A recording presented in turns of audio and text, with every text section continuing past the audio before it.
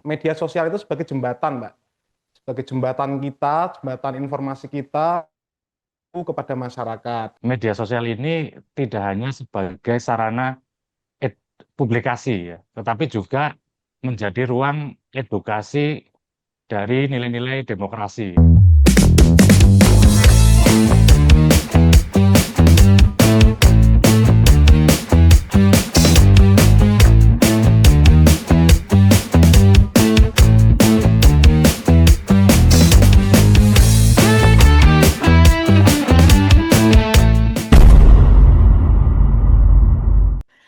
Hai teman pemilih, apa kabar hari ini? Semoga selalu sehat ya. Senang sekali saya bisa menjumpai teman pemilih untuk selalu memberikan informasi terkait dengan pemilu, pemilihan maupun informasi penting lainnya yang tentunya sangat menarik untuk kita ikuti. Masih bersama saya Nunung di podcast KPU Jateng.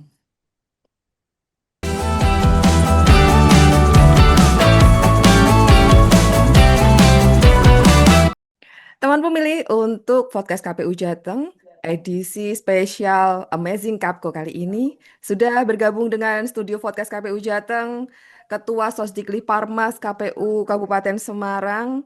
Kali ini ada Bapak Ahmad Ilman Nafian.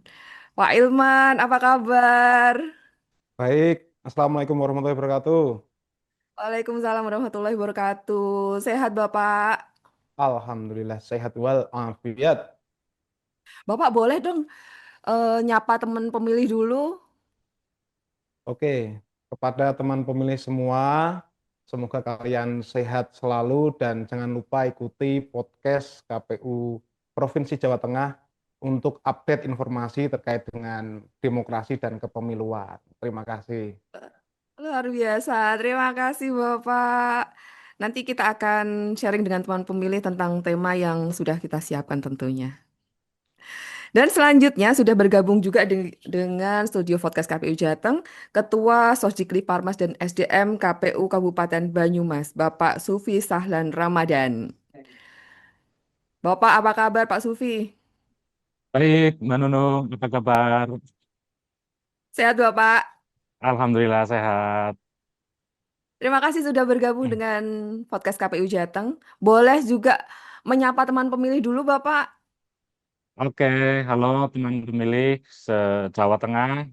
Semoga sehat selalu, dimudahkan urusannya, dan dilancarkan rezekinya. Hai, amin. Oke. Terima kasih sekali Pak Ilman, Pak Sufi. Sekali lagi terima kasih sudah berkenan bergabung dengan podcast KPU Jateng. Kali ini kita akan sharing dengan teman pemilih yang untuk episode kali ini kita akan mengambil tema terkait dengan pengelolaan media sosial, terutama di KPU Kabupaten Kota. Boleh tahu Bapak kalau di KPU Kabupaten Kota, ke Pak Ilman dulu deh mungkin saya. eh Media sosial untuk KPU saat ini. Menurut Bapak bagaimana nih Bapak? Kemudian pengaruhnya terhadap tugas KPU sendiri bagaimana Pak Ilman? Ya, terima kasih Mbak Nunung atas pertanyaannya. Menurut saya peran media sosial untuk saat ini bagi KPU sangatlah penting ya. Karena kita melihat bahwa era digital sekarang informasi sangat cepat berubah, khususnya KPU Kabupaten ya. Jadi kita Ya. memiliki kegiatan-kegiatan yang memang harus kita sampaikan ke masyarakat secara cepat.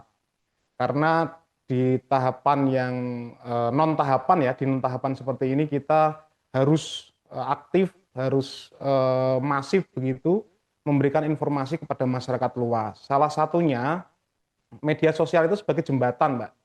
Sebagai jembatan kita, jembatan informasi kita kepada masyarakat. Dari itu sangat, menurut saya sangat efektif dan efisien, mengingat semua masyarakat itu memiliki apa ya, memiliki gadget gitu. Sehingga setiap hari bahkan ada penelitian bahwa hampir 60% kehidupan masyarakat sekarang itu ya menggunakan gadget. Istirahat, lihat gadget, kemudian makan juga sambil nonton medsos begitu, sehingga ini sangat menjadi bagian yang strategis bagi kami khususnya dalam hal sosialisasi dan pendidikan pemilih, karena dengan medsos contoh Facebook, Instagram, TikTok, itu kita bisa menyampaikan informasi sangat cepat. Selain itu Oh, juga mendukung kegiatan-kegiatan kita. Contoh waktu tahapan, Mbak. Waktu tahapan, ketika kita menyampaikan pengumuman terkait badan ad hoc misalnya, pengumuman perekrutan badan ad hoc, itu kalau nggak ada medsos, wah luar biasa susahnya kita menjangkau masyarakat di wilayah yang sangat besar ini. Tapi ketika ada iya. medsos, ada apa ya istilahnya, ada komunikasi secara langsung melalui media sosial, pertanyaan-pertanyaan yang disampaikan oleh masyarakat terkait syarat dan sebagainya kita bisa jawab secara langsung. Sehingga ini bisa menjadi media yang sangat efektif. Selain itu juga tahapan-tahapan yang lain juga kita sangat membutuhkan media sosial ini untuk penyampaian informasi secara cepat. Mungkin begitu Mbak Nunung. Hmm. Jadi tidak hanya mempermudah KPU saja, tapi juga lebih mendekatkan ke teman pemilih sebagai aktor yang dilayani oleh KPU begitu, Pak Ilman. Ya, betul Mbak Nunung. Selain itu juga sebagai apa ya? Karena kita itu kan harus transparan ya sebagai lembaga salah satu Oh, lembaga negara itu kita transparan, akuntabel terhadap sesuatu yang kita diamanahkan kepada kita. Kita itu memiliki tanggung jawab menyampaikan seluruh kegiatan yang tentu itu dibiayai oleh negara begitu Mbak Nunung kepada masyarakat agar masyarakat paham betul, tahu bahwa oh ini toh kegiatan KPU, oh ini toh kerja-kerja KPU dan tentu ini menjadi bagian pendidikan pemilih yang bagus untuk masyarakat. dan yang penting masyarakat juga tetap tahu bahwa KPU meskipun di luar tahapan tetap eksis dong. Ya tentunya itu Mbak Nunung. Jadi biar masyarakat nggak nganggap kita itu nganggur gitu Mbak Nunung. Karena pekerjaan kita itu banyak sekali kalau kita nggak publikasikan, Iya. nggak kita sosialisasikan, mereka menganggapnya kita nggak ada kerjaan karena nggak ada pemilu atau pilkada gitu Mbak. Iya, karena selama selama yang saya dengar di luar tahapan itu selalu pertanyaan yang muncul ketika saya sampaikan kalau KPU begitu. Selalu pertanyaannya adalah kalau nggak pemilu KPU ngapain gitu. Nah, mungkin bisa terjawab di sini ya, Pak. Iya, iya. Jadi media itu tadi. Jadi masyarakat, oh melihat medsos kita itu kayak jendela rumah tangga kita gitu. Oh KPU hari ini Betul. melaksanakan ini begitu Mbak Nunung. Tentunya KPU Kabupaten Kota juga dalam mengelolanya ini punya punya langkah-langkah begitu. Kalau di KPU Kabupaten Kota, pengelolaan media sosial ini bagaimana, Bapak? Untuk pengelolaan medsos kita, ini saya ceritakan apa ya di balik produksi gitu aja ya Mbak Nunung ya biar agak lebih komprehensif. Jadi kalau kita itu memiliki banyak rubrik sebenarnya. Yang pertama di media Facebook. Facebook itu kita lebih banyak pada kegiatan-kegiatan KPU ya, berita-berita terkait kegiatan-kegiatan KPU. Jadi khusus untuk medsos ini atau untuk Facebook ini kita memulainya dari perencanaan yang kita buat secara pertama jangka panjang 1 bulanan begitu. Setelah itu kita evaluasi setiap minggu di pleno. Jadi setiap pleno itu kita pasti menyampaikan bahwa kegiatan hari ini dari divisi-divisi sehingga kita mempersiapkan Mbak Nung, mempersiapkan alat, mempersiapkan bahan, mempersiapkan tim untuk meliput berita tersebut. Setelah berita Hmm. itu dibuat oleh tim, maka selanjutnya pimpinan memverifikasi, membaca ulang. Kalau sudah ACC ya baru terbit produksi. Dan setiap hari atau 6 berita bisa kita upload di situ. Terus kemudian Hmm. ada YouTube, Mbak Nung. YouTube ini khusus terkait dengan video-video ya, bisa bisa podcast, bisa reel, bisa ini ada rubrik di KP itu ada semenit saja yang penyampaian informasinya hanya semenitan gitu karena tadi Mbak Nunung bilang bahwa kalau kepanjangan itu bosen ya masyarakat sehingga kita Iya, membuat betul. informasi. Iya, informasi yang cuman semenitan saja, meskipun kadang-kadang lebih dari semenit sebenarnya, tapi minimal pemilih itu melihat video kita semenit itu sudah masuklah informasi kepada mereka.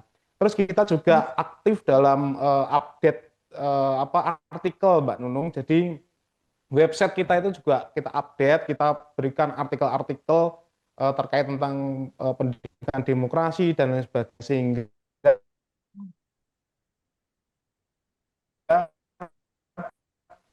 uh,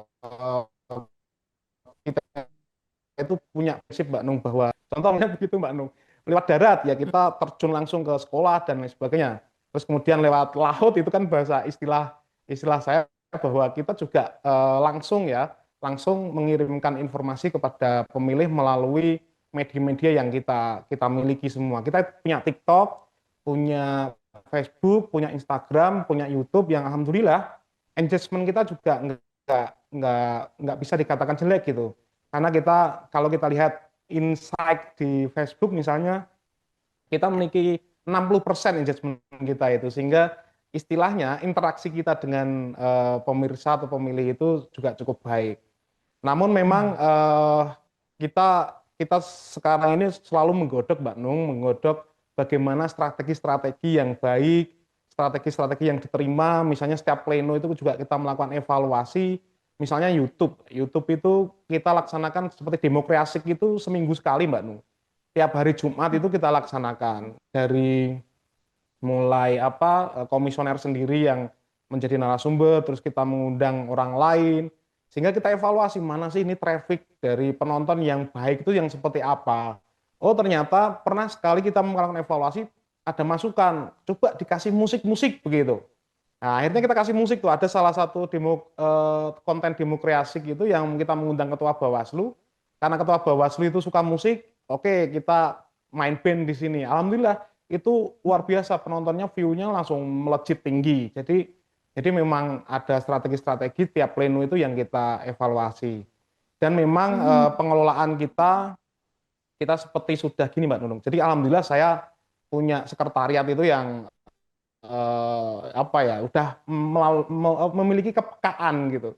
Kepekaan medsos ya. Jadi ada yang menarik bisa mereka langsung buat, terus kemudian buat nanti disampaikan kepada saya. Jadi sudah jadi seperti hafalan Al-Fatihah itu dalam sholat itu Mbak Nunung. Jadi mereka sudah hafal.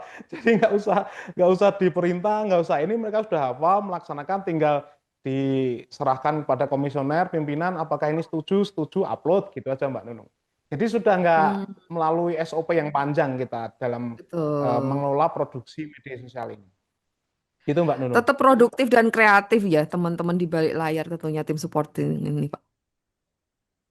Iya, sangat produktif, sangat kreatif karena eh, mereka mungkin begini ya. Saya melihat mereka itu bermedsos itu ya kayak hiburan gitu.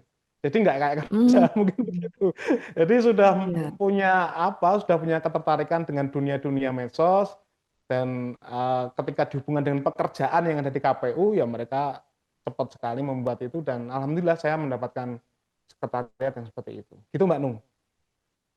Bapak, kalau di Kabupaten Semarang, saya lihat di beberapa konten ternyata ada apa rubrik-rubrik baru begitu. Mungkin di setiap platform mungkin masih punya ini juga dong, punya apa konten baru terkait dengan aktivitas dari KPU. Apakah ini salah satu strategi yang diambil oleh KPU Kabupaten Semarang, Pak? Iya, jadi rubrik itu kita buat karena hasil dari evaluasi tadi. Ya.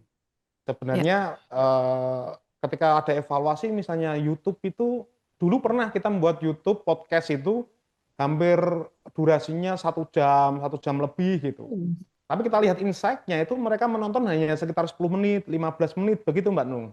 Hingga akhirnya Ya. demo kreasik gitu yang kemarin paling lama kita 30 menit itu demo kreasik gitu. Jadi sehingga informasi yang didapatkan oleh pemilih itu ya minimal mereka tuh 5 menit, 6 menit itu bisa menonton. Dan alhamdulillah kita lihat dari insight YouTube itu bisa mereka 5 menit, 5 menit, 6 menit mereka menonton. Setelah itu hanya 10% yang menonton sampai full. Nah, ketika ada evaluasi seperti itu, maka kita membuat tadi semenit saja gitu. Semenit saja itu untuk menjadi solusi sebenarnya. Pendidikan pemilih tetap jalan, namun kita melihat bahwa pemilih itu memang konsentrasinya terhadap video kalau terkait dengan pendidikan, edukasi itu kan beda dengan hiburan ya. Kalau hiburan mungkin bisa mereka 5 menit, 10 menit itu melihat secara full itu bisa. Tapi kalau edukasi, terus kemudian apalagi edukasi tentang demokrasi, pemilu, dan lain sebagainya, itu mereka konsen itu hanya 1 menit. Sehingga kita membuat rubrik yang namanya semenit saja. Nah, ketika Hmm. kita tahu bahwa ada pemilih yang suka nonton tulisan, ya kita buat artikel singkat, mungkin cuma 1 halaman, kita muat di website begitu. Begitu Mbak Nunung. Luar biasa dan tentunya ini juga dapat support yang luar biasa tadi yang disampaikan Pak Ilman, teman-teman di tim sekretariat yang tetap kreatif, tetap inovatif dan tentunya menambah produktivitas KPU Kabupaten Semarang. Saya pengen tahu kalau di KPU Kabupaten Banyumas, Pak Sufi, Siap. bagaimana KPU Kabupaten Banyumas Oke, ini menentukan konten untuk media sosialnya? oke, baik. Jadi kalau kami di KPU Kabupaten Banyumas dalam menentukan konten di medsos ya, kami pertama berpijak pada pikiran bahwa media sosial ini tidak hanya sebagai sarana publikasi ya, tetapi juga menjadi ruang edukasi dari nilai-nilai demokrasi, terutama tentu saja tugas kami kepemiluan. Jadi sebagai sarana edukasi. Nah, KPU Banyumas berusaha untuk dekat dengan masyarakat melalui konten-konten yang ringan begitu, tetapi juga informatif begitu ya dan menarik begitu. Nah, kemudian tentu saja kami menentukan sesuai platformnya masing-masing, tetapi yang Ya. pertama adalah konten yang kami tentukan adalah apa namanya edukasi kepemiluan gitu ya. Edukasi kepemiluan itu biasanya kami menggunakan model reels gitu ya, kemudian infografis itu, kemudian atau bisa juga melalui podcast gitu. Nah, kemudian tentu saja selain edukasi kepemiluan kita ada konten tentang kegiatan kelembagaan ya, kegiatan apa namanya dokumentasi kerja kinerja kita. Kemudian kita juga ada rubrik khusus, kemudian ada quotes dan apa namanya eh, konten lain seperti misalnya PPID, begitu Mbak Nunung. Hmm. Rupanya juga banyak ya Pak konten-konten yang hasil kreasi dari teman-teman tim di balik layar yang tentunya dalam pantauan dan bimbingan Pak Kadif Sosdiklih nih tentunya.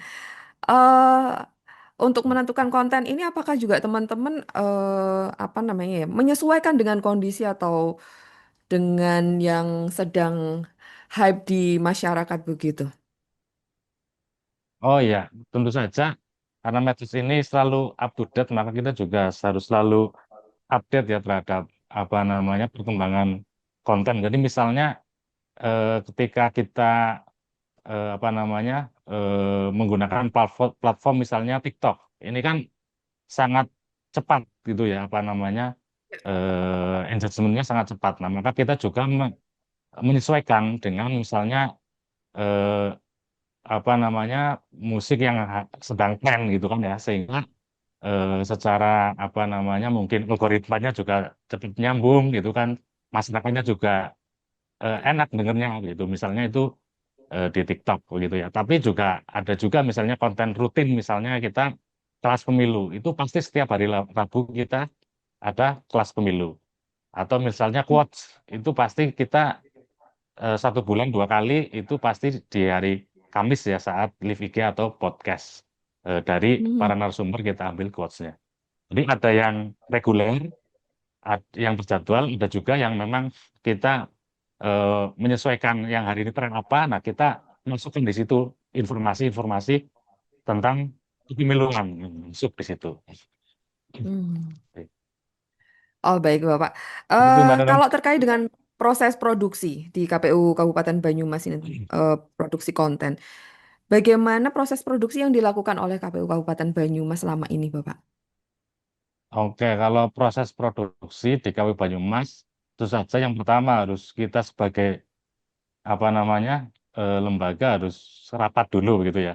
Tetapi sebelum ke teknis saya ingin sampaikan begitu Mbak Nunung bahwa ada yang namanya istilah eh, right man on the right place gitu.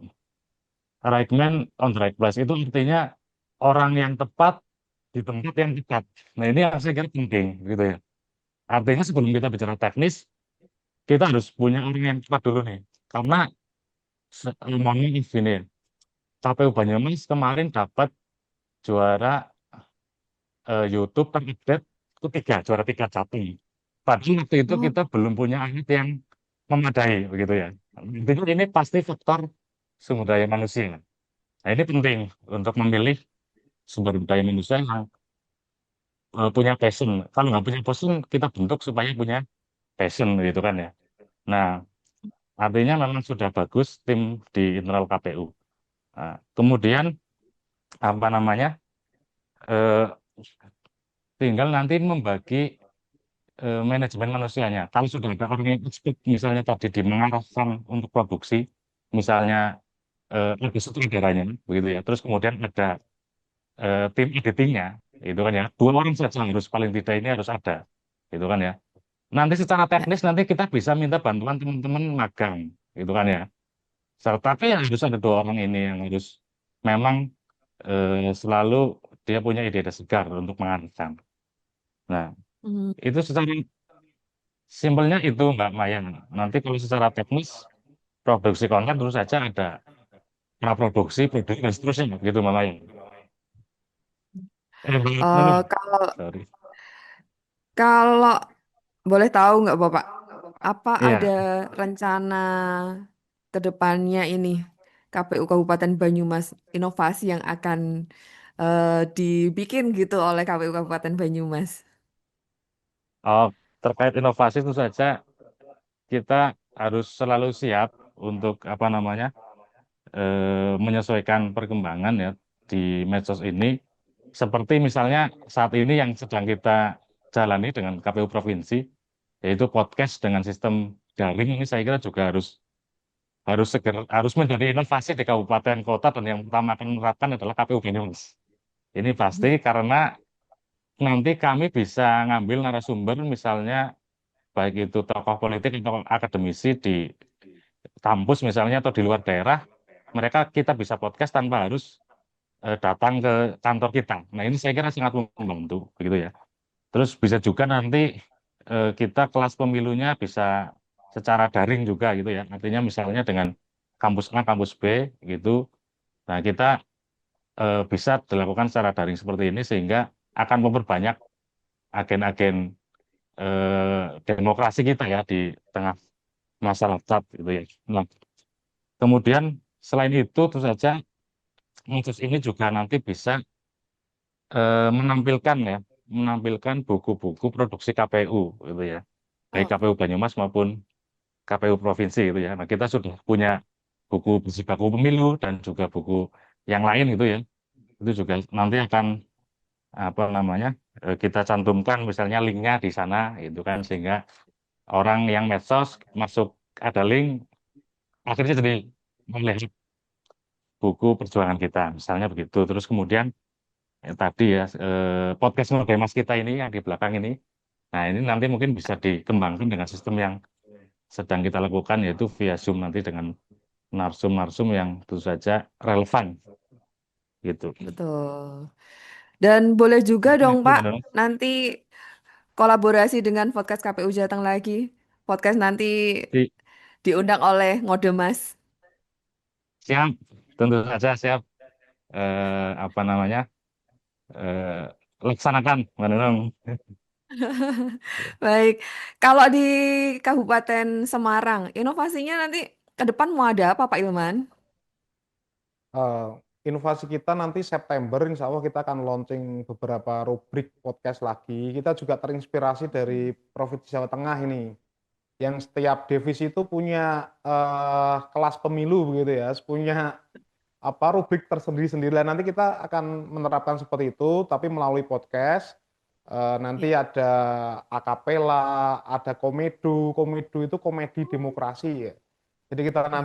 kita itu punya artis yang lucu kita itu, dan nanti kita akan apa kembangkan dalam podcast karena kita biar bicara demokrasi itu nggak serius-serius banget gitu. Ternyata dalam tahapan pemilu pilkada itu ada hal lucu yang kita harus publikasikan biar teman-teman khususnya masyarakat itu, oh pemilu itu ya nggak serius-serius banget ya, nggak apa ya menakutkan begitu, sehingga ada sisi-sisi humor yang harus kita sharing bersama. Nanti insya Allah September kita akan adakan beberapa rubrik podcast lagi begitu Mbak Nunung. Terus kemudian kita juga akan membuat rencananya ini ya, kita akan membuat kursus badan ad hoc ya. Jadi kita akan membuat kursus badan ad hoc, tujuannya agar nanti ketika tahapan badan ad hoc itu dibuka gitu, kita sudah memiliki orang-orang yang berkompeten, masyarakat umum yang berkompeten terhadap terkait dengan badan ad hoc. Nanti ada kurikulum yang kita buat, mungkin kita nanti rencananya pakai Zoom juga, seperti kelas begitu, cuman kita khususkan membahas tentang materi-materi badan ad hoc, sehingga nanti kita terbitkan sertifikat kepada mereka, sehingga nanti sertifikat itu bisa digunakan untuk pendaftaran atau pertimbangan pendaftaran pada waktu pembukaan badan ad hoc. Itu untuk menjangkau masyarakat-masyarakat yang karena di pemilu kemarin kita punya masalah, sebenarnya punya masalah khususnya dalam perekrutan badan ad hoc. Ketika KPPS itu kan kita harus mencarinya kan luar biasa, karena memang banyak masyarakat yang nggak tahu badan ad hoc itu apa, terus kemudian PPS itu apa, KPPS itu apa. Kalau PPK sih udah berlebih ya yang daftar, teman kalau PPS, KPPS kita kemarin sempat apa ya agak lumayan kerja keras gitu. Sehingga ini nanti di non tahapan ini kita gunakan pendidikan pemilih itu dengan cara-cara yang seperti itu, sehingga nanti pada waktu hari H, pada waktu tahapan itu dimulai, kita sudah menyicil mulai sekarang baik pendidikan demokrasi, baik kesadaran demokrasi dan lain sebagainya gitu Mbak Nunung. Apakah ini juga salah satu upaya cara KPU Kabupaten Semarang untuk menjawab tantangan yang semakin keras untuk menyampaikan informasi, Pak Ilman? Betul Mbak Nunung. Jadi ternyata di era disrupsi seperti ini, kalau kita nggak saingi dengan informasi yang kuat, kita akan kalah dengan informasi-informasi yang lain yang nggak mendidik gitu Mbak Nunung. Jadi Betul sekali. kita harus luruskan demokrasi ini ya dengan cara saat ini kita harus melakukan pendidikan pemilih yang masif, pergi ke sekolah, pergi ke masyarakat, sehingga nanti pada saatnya tahapan itu dimulai, mereka tidak terkubur dengan sampah-sampah informasi yang sekarang berseliweran di dunia media sosial, bahwa pemilu itu apa, bahkan begitu kan, terus kemudian demokrasi itu tidak merubah nasib dan sebagainya. Itu kita harus mulai gencar memerangi hal itu, Mbak. Dan tentunya di sini kita juga menjadi tahu bahwa berbicara tentang demokrasi dan pemilu tidak melulu bisa disampaikan dengan cara-cara yang serius. Cara-cara yang menarik juga menjadi tantangan yang harus dijawab oleh KPU khususnya. Betul, Mbak. Pak Ilman, Pak Sufi, terima kasih sekali sudah berkenan hadir di studio podcast KPU Jateng melalui daring, meskipun melalui daring, tapi ilmu yang disampaikan, informasi yang disampaikan sangat membantu teman pemilu untuk memahami pelaksanaan penyelenggaraan pemilu, pemilihan maupun informasi lainnya yang tentunya ini sangat penting untuk diikuti oleh teman pemilih. Sekali lagi terima kasih Pak Ilman, Pak Sufi. Salam sehat Ya, selalu. Kami menanti kehadiran Bapak berdua di studio podcast KPU Jateng secara langsung Amin, nanti amin. di lain waktu. Salam untuk tim di Banyumas dan di Kabupaten Semarang. Sekali lagi terima kasih Pak Ilman, Pak Sufi. Sama-sama, terima Mbak kasih Nung. Mbak Nunung. Ya teman pemilih, demikian tadi bincang-bincang kita bersama dengan Ketua Divisi Sosdikli Parmas KPU Kabupaten Semarang dan Ketua Sosdikli Parmas KPU Kabupaten Banyumas. Terima kasih sudah selalu mengikuti media sosial KPU Provinsi Jawa Tengah untuk selalu mendapatkan informasi terkait dengan pemilu, pemilihan, maupun informasi penting lainnya. Jumpa lagi dengan saya Nunung di podcast KPU Jateng episode selanjutnya. Podcast KPU Jateng. Terupdate, Update bersuara, bersuara Bersuara kepemimpinan. kepemimpinan. kepemimpinan. Yeay.